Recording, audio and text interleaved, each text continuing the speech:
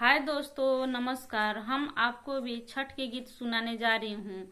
अच्छा लगेगा तो मेरा गीत के लाइक सब्सक्राइब जरूर कीजिएगा और कमेंट करके बताइएगा कि मेरा गीत आप लोग के कैसा लगा।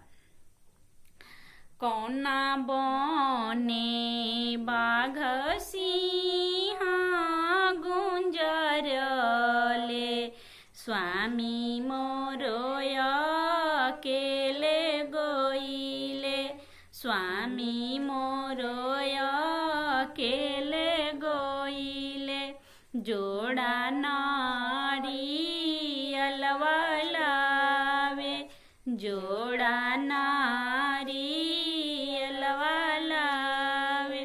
ए दोहारी कलशुपवा देवो आदित्य देव के, स्वामी मोरो लवटी आई है, स्वामी मोरो लवटी आई है। कौना बने बाघ सिंहा गुंजर ले, बेटा मोरो अकेले गोइले।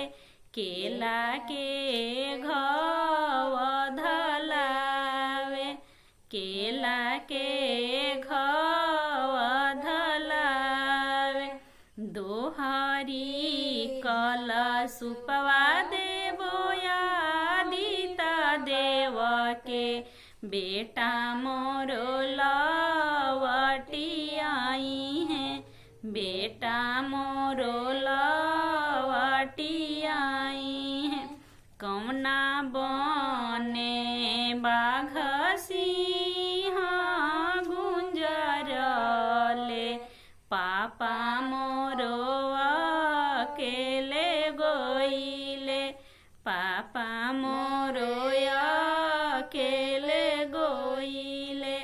जोड़ा कलशुपवा लावे, जोड़ा कलशुपवा लावे।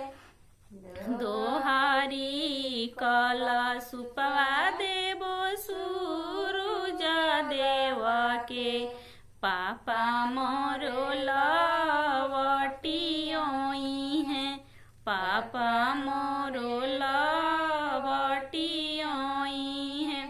Thank you. मेरा गीत अच्छा लगेगा तो आप लोग लाइक सब्सक्राइब एंड शेयर कर कमेंट करके जरूर बताइएगा।